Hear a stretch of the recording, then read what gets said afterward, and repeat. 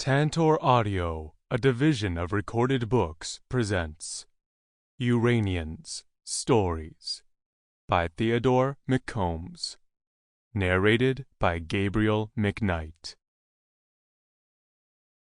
If the day is coming, as we have suggested, when love is at last to take its rightful place as the binding and directing force of society instead of the cash nexus, and society is to be transmuted in consequence to a higher form, then undoubtedly the superior types of Uranians, prepared for this service by long experience and devotion, as well as by much suffering, will have an important part to play in the transformation.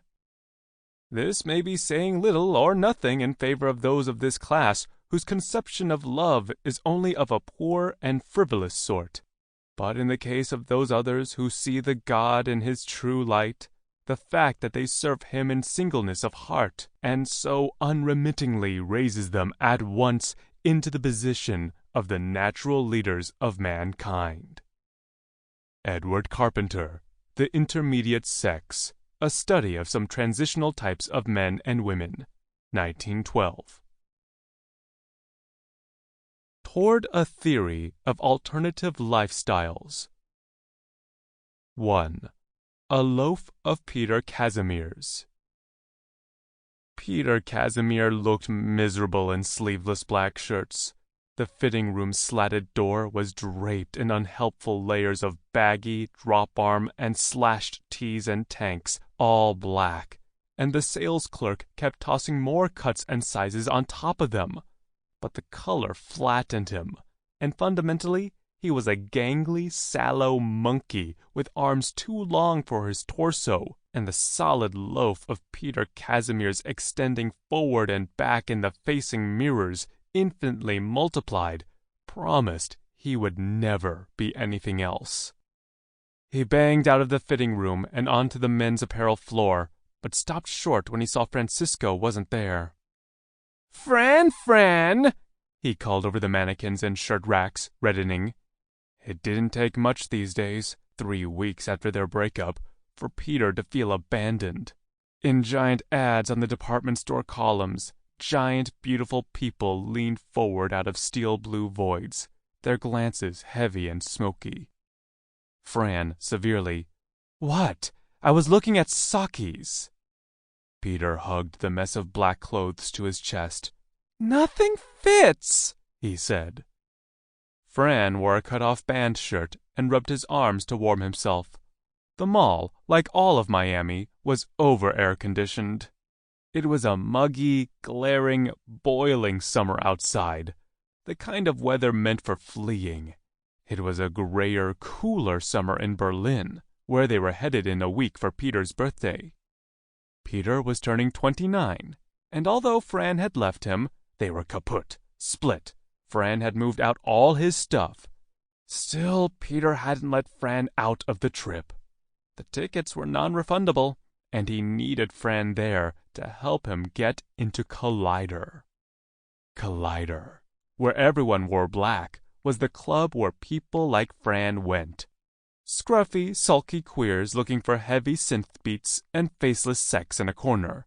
But it was so underground and real, and admission was so coveted, that straight men held hands in queue and sissied their voices just to have a shot at the door.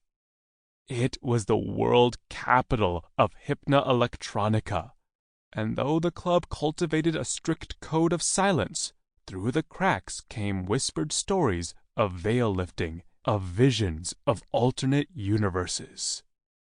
The door policy was strict, too. Nothing but black.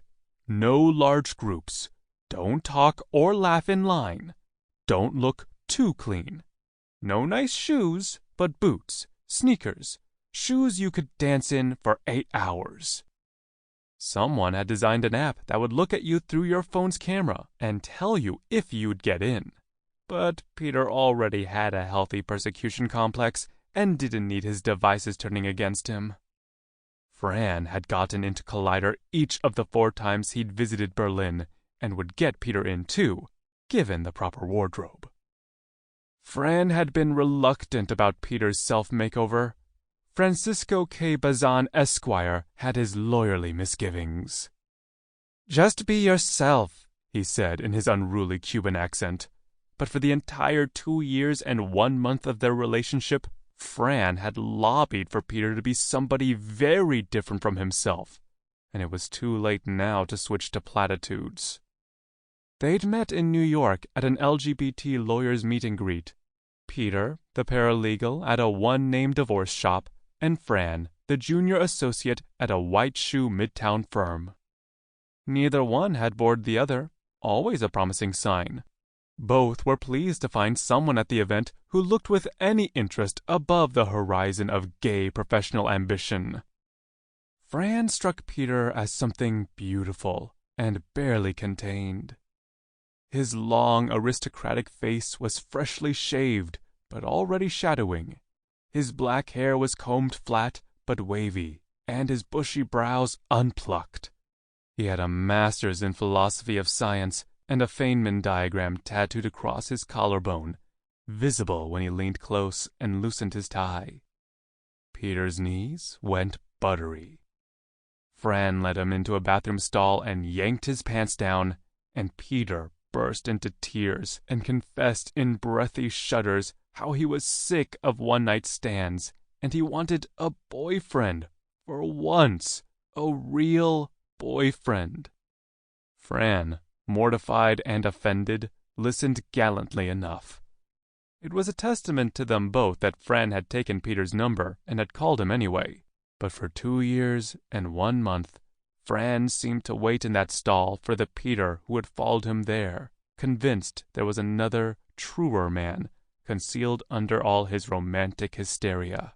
Someone who would go out with Fran to techno parties, to leather bars, to protests and punk shows. And Peter had taken up the humiliating task of explaining he'd given Fran the wrong idea. He really was conventional, homonormative, cliché. He really did want to shop for bathroom fixtures together and sit on the same side of a restaurant booth. He wanted to see La Traviata in box seats, like in Pretty Woman, or meet at the top of the Empire State Building, like in Sleepless in Seattle. And not because he'd failed to grasp the false consciousness of the heteropatriarchy, but because he'd spent his life being shown and then denied this way of being in love. And now he was a grown-up, and he could get the things he saw on TV. So they tried it Peter's way. Peter saved up for a new suit, and they went to a gay bar styled as a private club, with a snobby dress code and potted rubber trees, and bartenders in tight tuxedo shirts and black velvet bow ties, and warm lamps reflected in mahogany paneling. The crowd skewed older and elegant.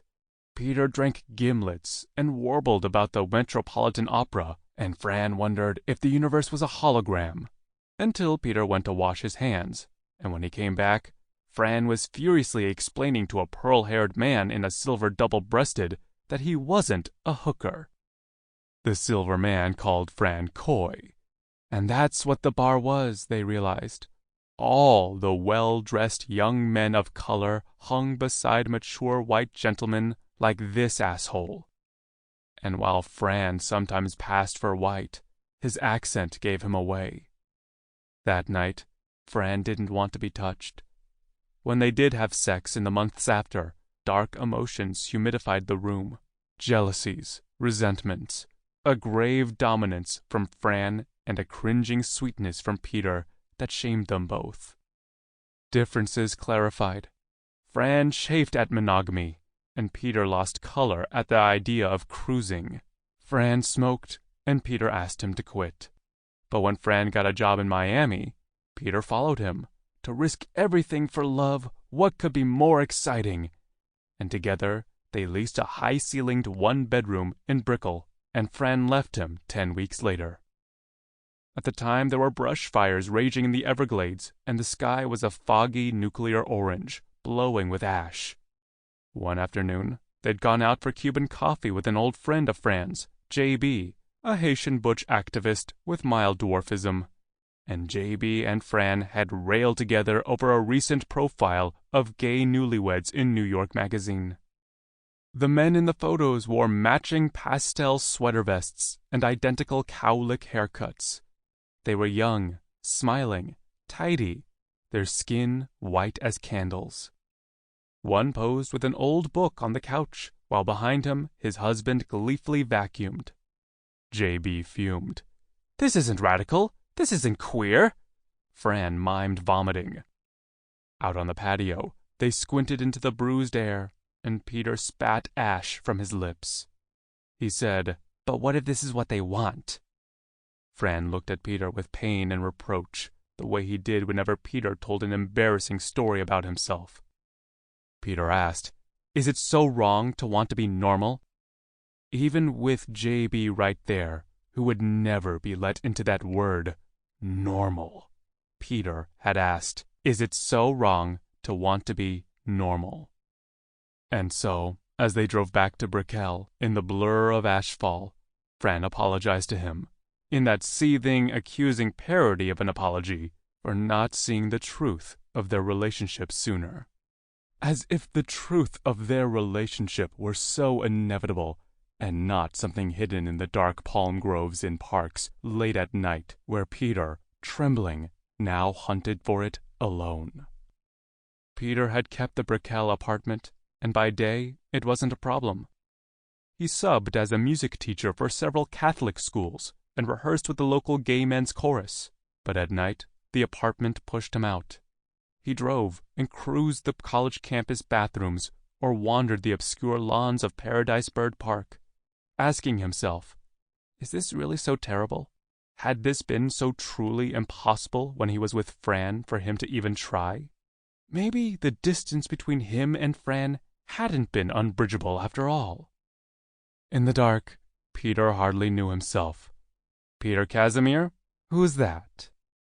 Peter hadn't told Fran about any of his nights in the park, but was tempted to, whenever Fran hinted that Collider wasn't Peter's scene. Be yourself. But in Collider, there were glimpses of alternate realities in which Peter might be another man entirely. Fran needed socks, so they bought socks. The department store's PA system hyped a sale on foundations and concealers. Peter lingered over the underwear packages and their photos of chiseled, headless torsos. If I wear these, he joked to Fran, waving the box, will my chest look like this? Peter had a runner's body, a handsome body that bottomed out into gawkishness the longer one looked. In high school, a modeling scout had once approached Peter in a mall, but by the end of the conversation had taken back his business card. Fran hated it when Peter told this story. 2. Everett's many worlds interpretation. In quantum mechanics, a particle's position-space wave function maps the probability of the particle being at any given point in space at a given time. When an observer measures where it really is, the wave function collapses into one definite location. Unobserved, the particle is a little bit everywhere. The act of observation is thus destructive, flattening. Every particle is an ensemble of self-versions until fixed by someone else's gaze. This is the majority theory, called the Copenhagen interpretation. But under the many worlds interpretation, all locations described by the wave function exist at once, happen at once, and persist side by side as alternate realities. Observation doesn't collapse the alternatives so much as pair off the observer with the particular value observed, like dance partners waltzing off in one direction, while in a parallel reality, the observer pairs off with a different partner in another direction. Every moment generates uncountable parallel realities, capturing each quantum possibility. The majority of these realities are indistinguishable, with maybe a single molecule dog-eared this way or that. But if it's true that everything you do and think is nothing more than a traffic of electrons in your brain, then every possible version of you exists somewhere. And in at least one of those realities somewhere, necessarily, you got everything you ever wanted and were loved as much as you loved. This is the promise of Collider's hypnoelectric visions, the lure of seeing yourself perfectly satisfied. 3. That night in the park. And that night in the park, as Peter skulked and trawled, and as the swollen air clung to his skin and mosquitoes whirled in clouds around the harsh pathlights, he met with a shock a man he'd known in New York. Neither said anything. Breath was short, adrenaline was off the charts, and any friendliness would have punctured the moment. Besides, Peter hated him a little. The guy was mean, dark-haired, and pretty. In New York, he'd mocked Fran's accent and teased Peter for being poor.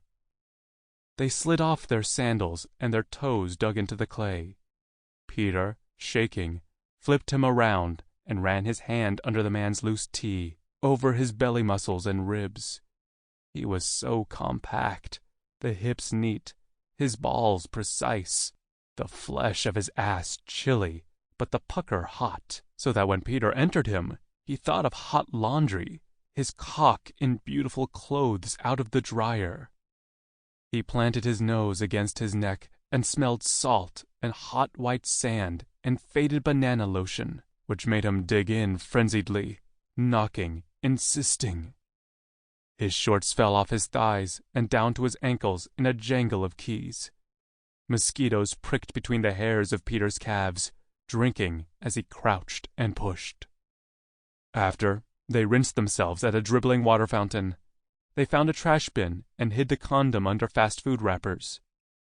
They finally greeted each other, rediscovering language in drowsy fragments, catching up. Peter, single, the other on vacation. Peter picked memories like clothes off the floor. "You married your guy. Aren't you having a baby?" Peter had seen photos on social media of them with their surrogate.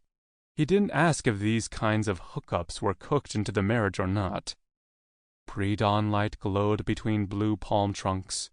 The man, Ryan, his name was Ryan, kissed him on the cheek and invited him to dinner. So, on Saturday, Peter had dinner with the husbands in South Beach and brought Elgin. Elgin, like the marbles, his dating site date from a week before, a sweet, skinny Sarasota kid who walked a beagle around Miami International Airport for customs. Peter knew dinner parties made for chancy second dates, but the thought of eating alone with the husbands was too demoralizing. Elgin was cute, but painfully quiet, and Peter had to carry the conversation for him. "Tell them about the animals," Peter prompted him. "Tell them about the suitcase filled with live crabs." Through a balcony door, the ocean panted softly. Peter watched Ryan swish from kitchen to table and thought of his tiny, warm asshole and his face pressed into a tree. "People try to smuggle live animals through Miami," Peter said. He was still trying to tell Elgin's suitcase full of crab story. "Elgin once caught a woman in a duffel coat full of finches." "Finches? Did you say finches? Like the birds?" "Yeah," Elgin said at last. "They can be really valuable." Everyone waited for him to say more. "She drugged them," Peter said. 15 of them, then rolled them in socks. Cuban finches, the super colorful ones. Only 4 survived. Some get crushed, some freeze, some never wake up from the drugs. People go nuts for exotic pets. It's crazy." The 2 husbands held hands on top of the table, and in their free hands held cigarettes and wine glasses. Their union had a tinge of dominance display to it, like this was one more thing they'd beat everyone else at. Same-sex marriage was barely a year old in the state of New York, and it was still anyone's game. When Peter had first come out, he'd fallen hard for guys like these, with their perfect muscle tone, whitened teeth, and fascist haircuts, who competed in gay volleyball leagues and took paupers to bottom because every cord and tissue in them was strung so tight. For years, Peter had made a ghoulish pass at looking like them. Now, he thought Fran's crooked teeth handsomer. Now he felt drawn to flaws, moles, crow's feet, stray hairs growing below the knuckle. That's what Collider looked for at the door, Fran told him. No one too perfect. Someone life has knocked around a bit. Peter thought, why did I come here? Who am I trying to impress? He caught Elgin's hand and squeezed it, so now they were all holding hands. They opened a second bottle, and Peter told them about his Berlin plans and Collider. You remember Fran, right? He said. In New York, Peter had often deployed Fran in conversations to intimidate his friends. The philosophy guy, Ryan said. The quantum guy. Paul, his husband, narrowed his eyes and pouted around his cigarette, apparently doing an impression. I fucking hate everyone and everything. Philosophy of science, Peter said. Ontology of quantum states in a many-worlds model, that sort of stuff. Like, what's the reality of some other you that you met at Collider? You guys were made for each other, Ryan said, grimacing. And Peter thought that might be true, and he hoped it was. But lately, he was more alert to the gaps in this making. All those weak spots in the joinings he'd scrambled to reinforce until the whole structure came down on him. Heroic/pathetic. After Fran moved out, Peter had gone to the library and brooded over copies of the books Fran had taken with him. The quantum stuff, the paradoxes, books of epistemology, everything theories, and spooky actions at a distance. As if these ideas might still entangle them.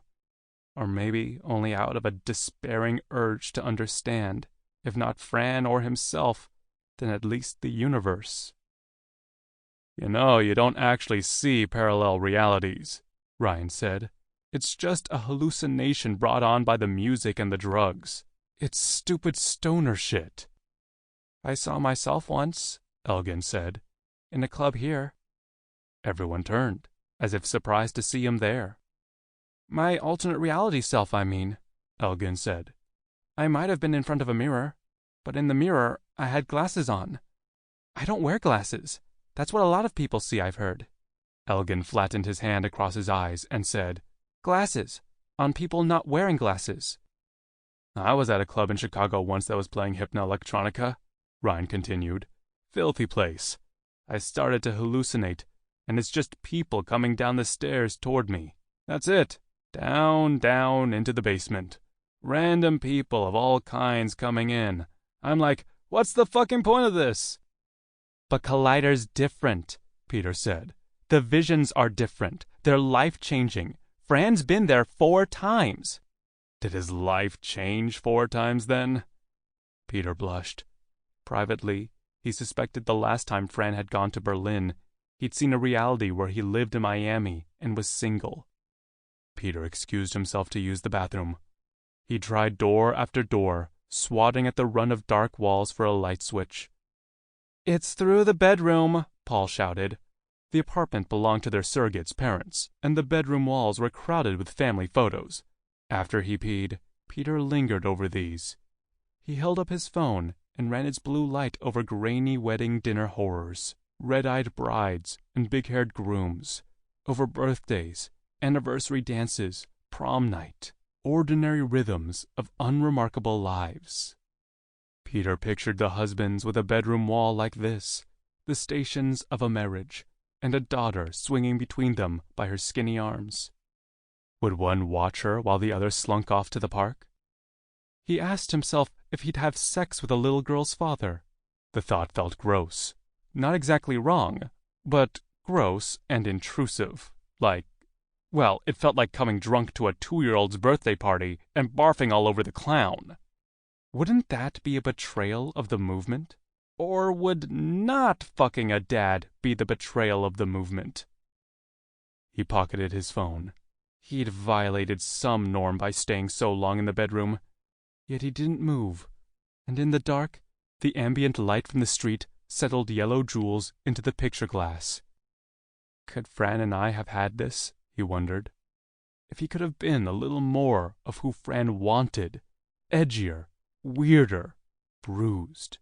If he'd tried harder at it, could he have won Fran over to... what, exactly? A church wedding? Mendelssohn on the organ? Rice grains in their shoes? No. Even the fantasy came out malformed. They'd be one of those crazy couples that dress their dogs in costumes. But could they have had this? When he'd first started training his baritone into a tenor, Peter had sung under a dread of parody, worried the natural tenors would think he was mocking them. He'd sounded pinched and shrill, which was how Peter secretly felt all tenors sounded. In anxiety dreams, Peter stood by the piano in master class, everyone sitting too close, and his voice cracked. He clutched his throat, stricken, asking, "Is it because I suck cock?" Was the recurring pressure of glands and corona on the back of his throat physically damaging his voice, like smoking or yogurt? "Oh, dolci mani, mansuete e pure." Peter checked his fly and went back into the living room. Elgin like the marbles was on the sofa between the two husbands, sitting hip to hip, hands on each other's thighs. They looked up with sheepish grins. "I'm going for a walk," Peter said irritably. He walked along the beach holding his shoes, listening to the waves sizzle on the mud. The moon reflected in the silky black strip where the tide withdrew, but the sand was still warm between his toes. Ahead, the posh South Beach hotels were lit up in green projections. A bass pulse drifted through the humid night air. On their date the week before, he and Elgin had snuck inside one of those patio nightclubs, hurrying through the ultraviolet hotel lobby like they belonged. The slick music bored them, and they'd left. Even so, whenever he spotted those green pavilions against the night ocean, Peter couldn't shake the suspicion he was missing out on something magnificent. How Fran had described Collider. "There, I'm not a brown queer with a heavy accent in a fucking law firm. I can just party, and it's not a fight. Here, I have to fight every day." Peter stared back up the beach, where behind one of those windows, the husbands were poaching his date. What's the fucking point of this? Life disappoints, but in here you are perfectly satisfied. Every club or bar promises it, and every one of them lies. And yet, he recalled moments from his just uncloseted early 20s, moments of weird time brought on by $1 well drinks, strobing club lights, the reek of vodka, limbs jellied from dancing and walking everywhere. Moments when the universe reached him slowly, as if blunted, when the crowd's damp heat and a slurring backbeat fattened the seconds into little rooms he could live inside.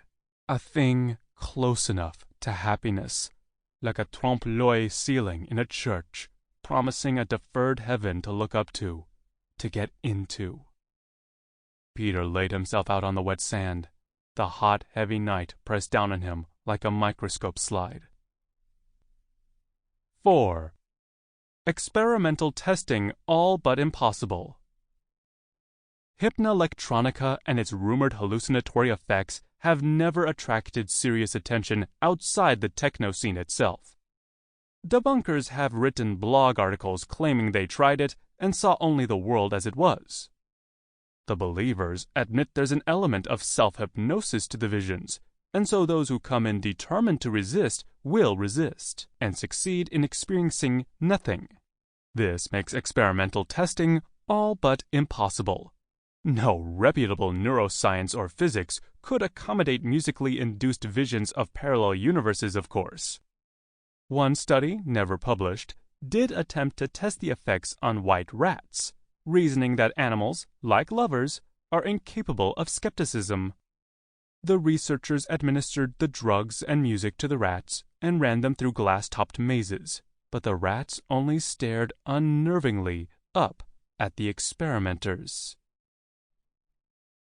5. The game at Fran's parents' house. The day before their flight to Berlin, Peter and Fran watched the Euro Cup game at Fran's parents' house in Kendal. Fran's 3 older brothers came too, with their wives and girlfriends. Senor Bazan, a sinewy old man. Sample complete. Ready to continue?